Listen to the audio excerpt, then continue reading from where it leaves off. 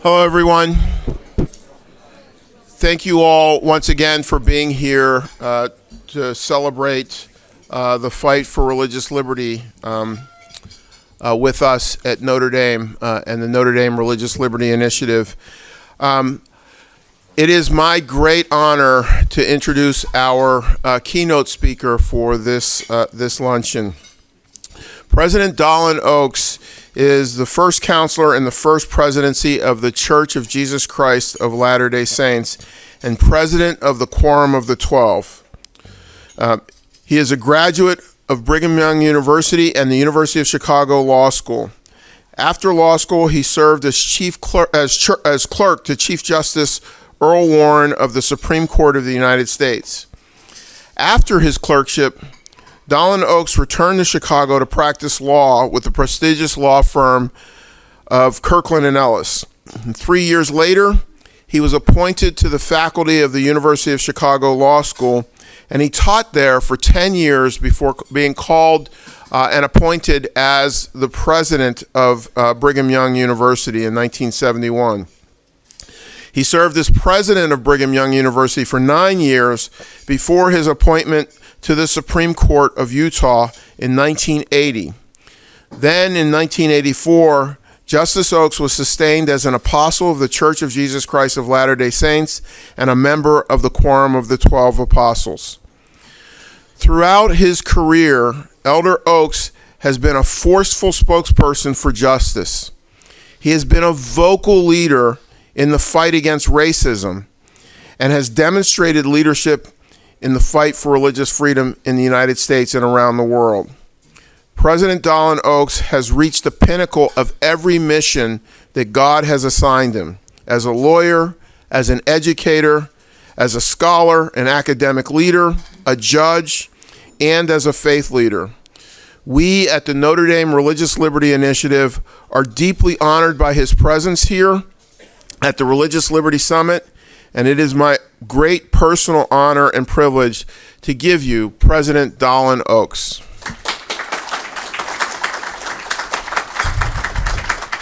Thank you. I started off with a question of why I'm here. I hope most of you heard that, and I won't repeat it. From its beginning in the United States in 1830, our church and its members have experienced religious persecution. Catholics and other minorities in the United States have suffered persecution as well. For me personally, religious liberty is not academic. In 1838, my third great-grandmother and her family lost most of their property when the Missouri State Militia drove our members, then mockingly known as Mormons, out of that state.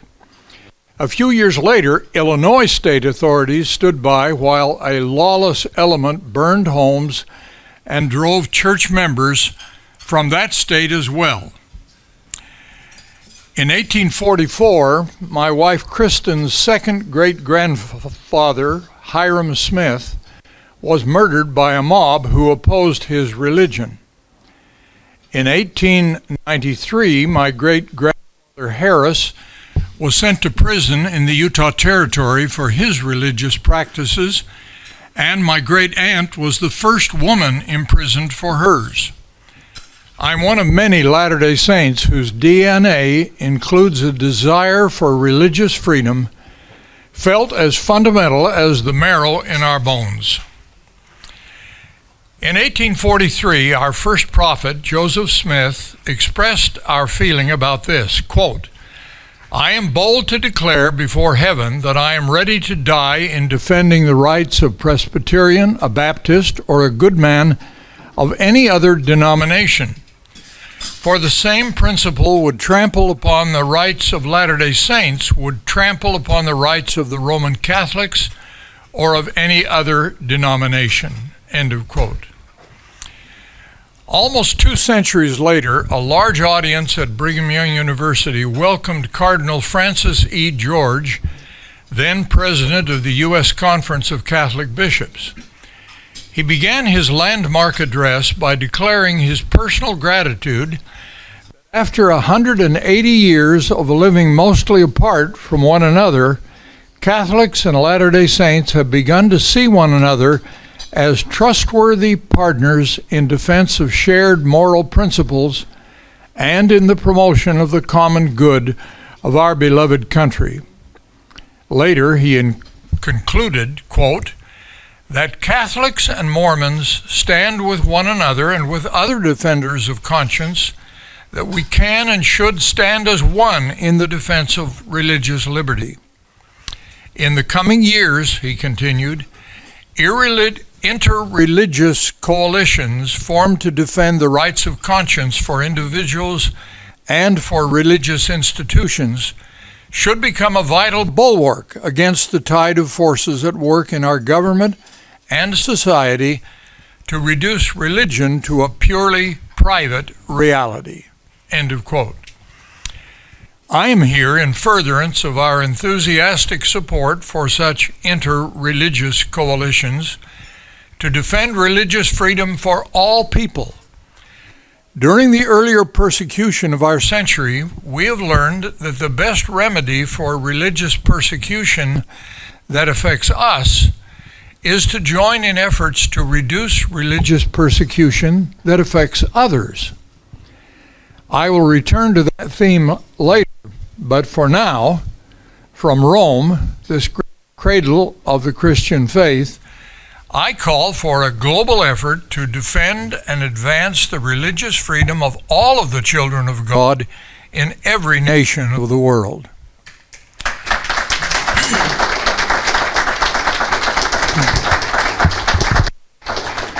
Thank you. I speak next of facing serious challenges worldwide, something spoken of this morning and will be a continuing discussion in this symposium.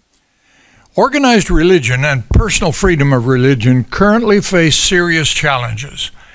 Religious liberty is declining in popularity with governments and their citizens.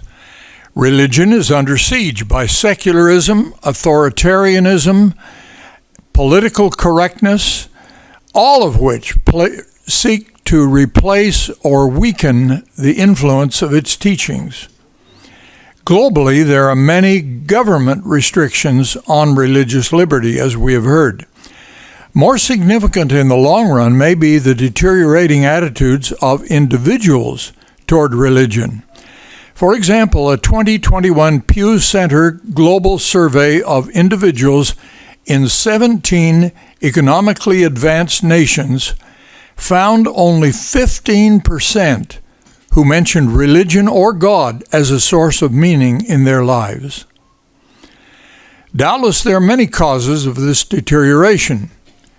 Whether cause or effect, the education of the rising generation has surely played a role.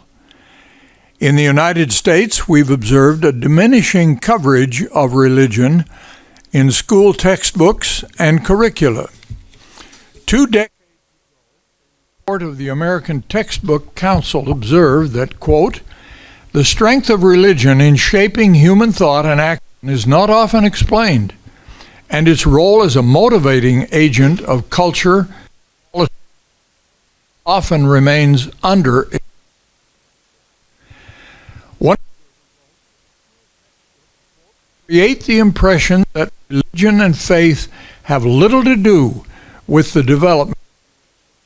End of quote. What are the religious freedoms or liberties that concern us? For faith communities, the United States Constitution gives and the right to assemble, the right to determine new members, the right to select leaders and important employees, including in related organizations, and the right to organization. For individual believers, is exercise and freedom from religious discrimination. In defense of these, we should be united. At this symposium last year, Elder Quentin L. Cook gave this apostolic challenge.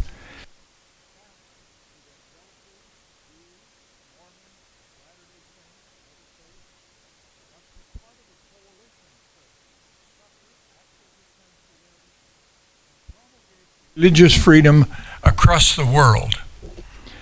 When to confront religious liberty challenges, they do not need to examine doctrinal differences or identify their many common elements of belief. All that is necessary for unity is our shared conviction that God has commanded us to love one another and has granted us freedom in matters of faith. I proceed now to the back of religious liberty. Religious liberty has a long and troubled background. From the time it did not exist in the world, circumstances in which but still contest how it should be applied.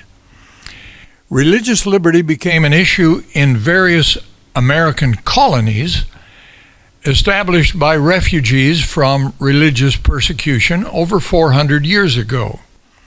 For example, Catholics gathered and settled in Maryland when the British Empire was officially hostile to Catholicism.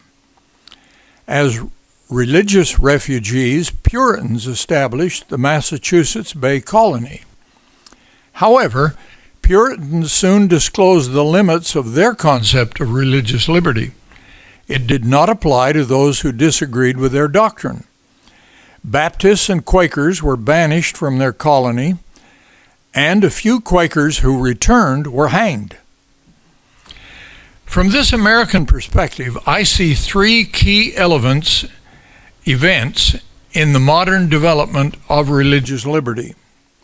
The first, obviously, was the 1787 United States Constitution, adopted after America gained independence from Britain.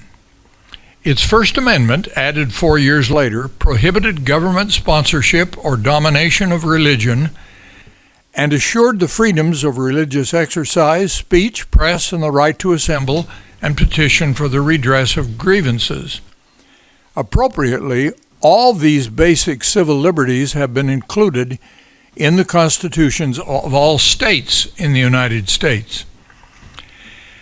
Despite original and ongoing controversies about the application of these liberties, most Americans consider them icons of freedom based on divine inspiration. In a recent nationwide survey, 55% said they believed the United States Constitution was inspired of God, and 62% believed in the inspired origin of the First Amendment.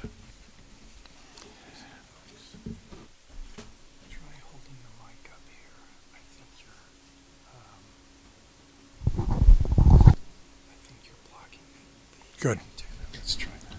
I just got a little good advice on the use of the microphone.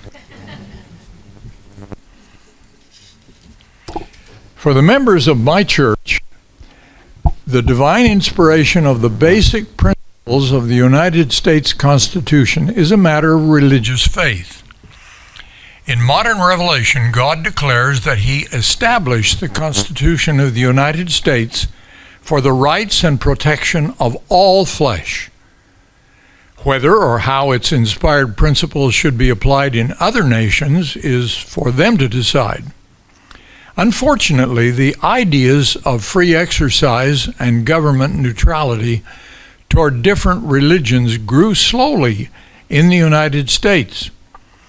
Before the 20th century, when the U.S. Constitution's national guarantees were finally held to protect citizens from state action, state governments frequently violated religious freedom. For example, in 1838, the governor of the state of Missouri ordered that the members of my faith, quote, must be treated as enemies and must be exterminated or driven from the state, end of quote. Succeeding decades witnessed other state repression of favoritism among religions.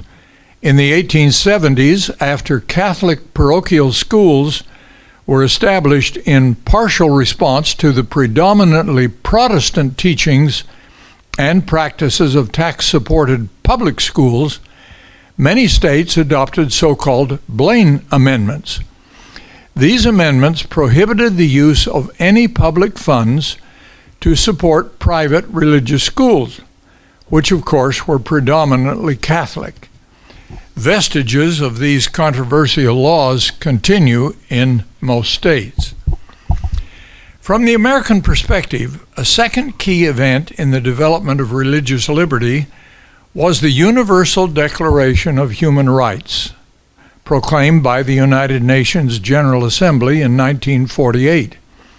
Most significantly, Article 18 declares, quote, "Everyone has the right to freedom of thought, conscience, and religion. This right includes freedom to change his religion or belief, and freedom, either alone or in community with others, and in public or private, to manifest his religion or belief in teaching, practice, worship, and observance." End of quote. Importantly, this declaration opens with an affirmation that resonates with the doctrine of many religions. Quote, "All human beings are born free and equal in dignity and rights. They are endowed with reason and conscience and should act towards one another in a spirit of brotherhood." This declaration has paved the way for 27 multilateral human rights treaties, important regional human rights instruments, and numerous other human rights treaties. My third key event in the development of religious liberty is obvious: the 1965 Vatican II Declaration on Religious Freedom, Dignitatis Humanae. This declared the root principle that each person made in the image and likeness of God has inherent dignity and is therefore created to be free and to enjoy religious freedom. In addition to stressing the religious freedom of individuals, Dignitatis Humanae also recognized that individuals practice religion in community with one another. This freedom for organizations is vital to Catholics and all other religions that sponsor schools, medical care, and other social service organizations. The Vatican II Declaration on Religious Freedom has been described as a tipping point for religious freedom internationally. An experienced Catholic observer, my friend Professor Mary Ann Glendon, has explained, quote, "Catholic leaders take their bearings on religious freedom mainly from the teachings of Vatican II, as expounded subsequently by St. Pope John Paul II, who said that religious freedom, an essential requirement of the dignity of every person, is a cornerstone of the structure of human rights, and for this reason an irreplaceable factor in the good of individuals and of the whole of society, as well as of the personal fulfillment of each individual." End of quote. Pope John Paul II committed his heartfelt efforts to the defense of religious freedom. Speaking as a religious leader to a worldwide audience, "All who are committed to the free exercise of religion are indebted both for Dignitatis Humanae and for John Paul's vision and advocacy." I come to my fourth subject, the value of religious liberty.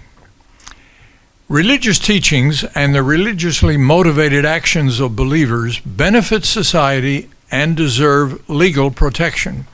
For example, there are many needs for humanitarian assistance: hunger, disease, and lack of education, to mention only a few. Religious liberty enables believers and faith communities to provide this aid to society's neediest members. Most religions exhort their believers to give to the poor. Most also teach believers that they are accountable to God for this duty. Religions also play a vital role in contributing to social stability. Societies are not held together primarily by law and its enforcement, but by those who voluntarily obey the unenforceable because of their sense of accountability to God.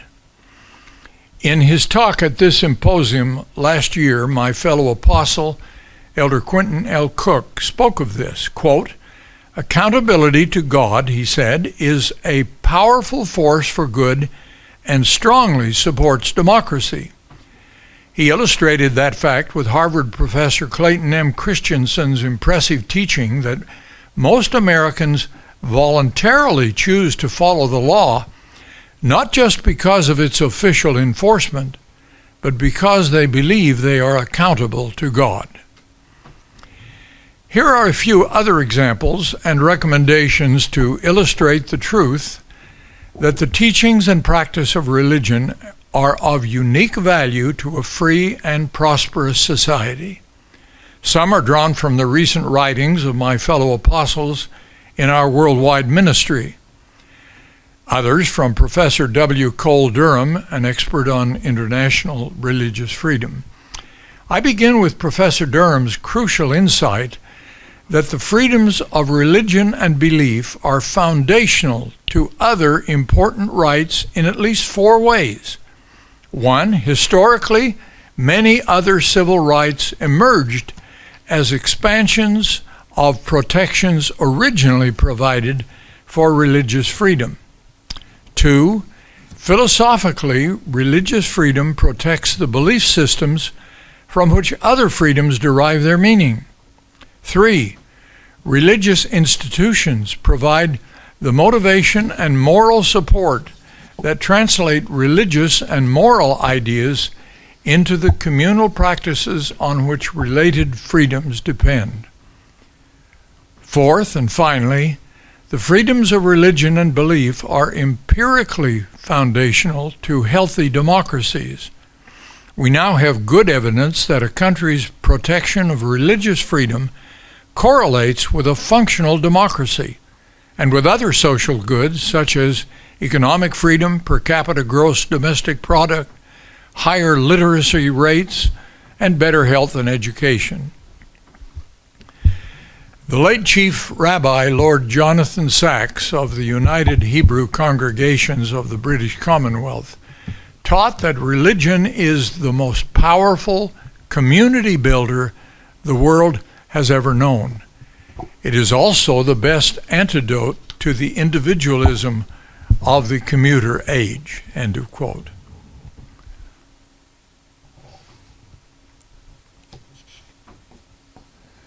History teaches that religious freedom holds societies together through a shared assurance that all will be secure in following their own foundational beliefs. As one of our apostles recently taught in Chile, quote, "For centuries, people fought over religious differences, often with governments suppressing one religion in the name of another. Religious liberty has allowed people of diverse religious traditions to live together in peace and friendship despite profound disagreements. Governments that protect religious freedom have fewer social conflicts and greater levels of social cohesion," end of quote. When citizens learn to live together with respect, despite important religious differences, they're also more likely to live with others with whom they have important secular differences. Critics who condemn religion as the source of great atrocities in the past should remember that the mass killings of the last century were not done in the name of religion. The unspeakable crimes of the Holocaust, the Stalinist purges, the killing fields of the Khmer Rouge, and the ethnic cleansings in Central Africa were primarily motivated by ethnic, political, or tribal differences, not by religious rivalries. Indeed, those regimes were overtly hostile to religion. Similarly, while public attention focuses on religious extremists' current atrocities in a few parts of the world, leaders of the very faiths they invoke have forcefully condemned their violent acts. Violent extremism is no part of the religious freedom we advocate. Speaking from a religious perspective, I maintain that followers of Jesus Christ have a duty to seek harmony and peace. Blessed are the peacemakers, Jesus taught, for they shall be called the children of God. The Apostle Paul similarly urged Christians to follow after the things which make for peace, and if it be possible, live peaceably with all men. Religion and persons of faith bless society with a precious and unique moral conscience. In our recent worldwide conference, another of our apostles declared, quote, "If religion is not there to help with shaping character and mediating hard times, who will be? Who will teach honesty, gratitude, forgiveness, and patience? Who will exhibit charity, compassion, and kindness for the forgotten and the downtrodden? Who will embrace those who are different yet deserving, as all of the children of God are?" Teachings based on faith in God, however he is understood, have always contributed to moral actions that benefit the entire nation. I come now to the last of my 5 parts, pursuing religious liberty. Let us now consider ways religious institutions and believers can strengthen religious liberty worldwide. I have 4 brief suggestions. Our responses to government laws and our relations with potential adversaries will be helped if we accept the twin realities. One, that we are all fellow citizens who need each other. 2, that we are all subject to law. In responses to government, we should remember Jesus' charge to give unto Caesar the things which are Caesar's. Even religious rights cannot be absolute. In a nation with citizens of many different religious beliefs or disbeliefs, the government must limit the rights of some to act upon their religious beliefs when doing so is necessary to protect the health, safety, and welfare of all. In addition, some other citizens may even have competing constitutional rights against which some religious liberties must be balanced. Our efforts to resolve challenges to religious liberty will be strengthened if we do not always seek total dominance for our own positions. Some accommodations may be necessary as we strive to honor legitimate laws and respect other persons' highest ideals and human experiences. Conflicting claims are best resolved by seeking to understand the experiences and concerns of others and by good faith negotiations. None of this requires any compromise of our core religious principles, but rather a careful examination of what is really essential to our free exercise of religion, in contrast to what other believers consider really essential to their beliefs. In this way, we learn to live peacefully with some laws we dislike and with some persons whose values differ from our own. Second, the most serious violations of religious freedom are not merely discrimination, but persecution. Much religious persecution in the United States and probably worldwide has been one or more religious groups persecuting others. The mob that murdered Joseph Smith, the first prophet and president of my church, was led by a man known as a sometime Protestant minister. The Blaine Amendments mentioned earlier were promoted by predominantly Protestant lawmakers opposing predominantly Catholic schools. Protestants, of course, have suffered their own share of persecutions. Occurrences of anti-Semitism, Islamophobia, and persecution of Christians are current examples of serious violations of religious freedom. In human history, religious persecution is so common that it may seem irreversible. However, examining this issue in light of global statistics identifies something that can be done. A Pew study suggests that where 70% or more of the population belongs to a single dominant religion, there tend to be social hostility and high restrictions on religious freedom. Yet, no country where Catholicism has over 70% of the population exhibits this pattern in recent years. This surely reflects the impact of Catholic doctrine, but it also suggests that religious leaders and institutions can play a vital role in averting religious persecution. In every country, religious leaders can play an important role in discouraging the use of state power to cause or support religious persecution. We hope and pray that the religious duties of religious leaders will incline them to oppose the use of state or religion-supported coercion on the sacred subjects of religious choice and activity. Further, we who live under laws that promote religious freedom need to use our persuasive powers to encourage religious liberty for those not so favored. Third, the preservation of religious liberty ultimately depends on the understanding and support of the general public, and that in turn depends on the value the public attaches to the teachings of churches, synagogues, mosques, and other places of worship, and what believers do with these teachings. If the foundation of religious liberty is weakened, it is likely in part because the benefits conferred on society by religious organizations and religiously motivated people are not sufficiently known and acknowledged. We need to address that deficiency on a wider front than preaching, lobbying, and litigating.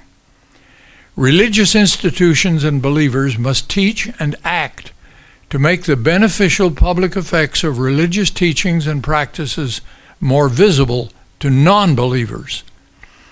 And we need more believers to practice their religious faith more visibly by serving others. We should serve others in ways that help them understand that our voluntary service is motivated by our religious beliefs.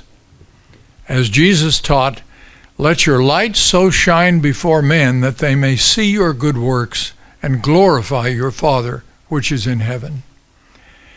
As more of our service genuinely benefits society and is clearly motivated by our religious beliefs, this will be recognized by the general public. Our church is striving to benefit others. Sometimes we act independently, but more commonly in cooperation with others such as Caritas, UNICEF, Red Cross, or Red Crescent. For example, in 2021, our church delivered 80 million pounds of food for hungry people and improved clean water and sanitation sources in 47 countries. In 2021, we helped respond to 199 emergency projects in 61 countries and territories devastated by natural disasters. Often this aid was more than supplies of funding, but included volunteered time and service by thousands of our members. Such personal efforts are an important public manifestation of the religious motivation that drives humanitarian assistance, a free will offering born out of love for God and neighbor. Relief following disasters is only one of the multiple efforts that added up to 6.8 million hours of volunteer service rendered by our members in 2021. Also, our church's highly esteemed family history programs, Family Search and Roots Tech, are widely used by non-believers as well as believers to provide tools for strengthening family ties and social networks. Religious communities can offer something governments, however well financed, cannot provide: large-scale person-to-person kindness and empathy to accompany material assistance. The religiously motivated practices of one denomination or more can benefit society generally. As they do, the value and strength of the religious freedom that makes them possible is more evident and easier to support generally. Number 4, I come to a subject often mentioned by Dean Cole and others in our sessions this morning. As declared by so many religious leaders, we must unite and find common ground for defending and promoting religious liberty. This is not a call for doctrinal compromises, but rather a plea for unity and cooperation on strategy and advocacy toward a common goal of religious freedom for all. Speaking to an audience in his native Brazil, an apostolic colleague described it this way, quote, "Religious freedom is as much a duty toward others as it is a right for oneself. We gain freedom by supporting the freedom of those we deem to be our adversaries. When we see that our interests are tied to the interests of everyone else, then the real work of religious freedom begins." End of quote. With the love and mutual respect taught by divine commandments, we need to find ways to learn from one another and to reinforce the common commitments that hold us together and promote stable, pluralistic societies. We should walk shoulder to shoulder along the path of religious freedom for a while still exercising that freedom to pursue our distinctive beliefs. On behalf of the Church of Jesus Christ of Latter-day Saints, I testify of the divinity of our Savior and Redeemer Jesus Christ, and as one of his apostles, I invoke his blessings on all who seek to serve God, including those who seek to advance religious freedom. In the name of Jesus Christ, amen.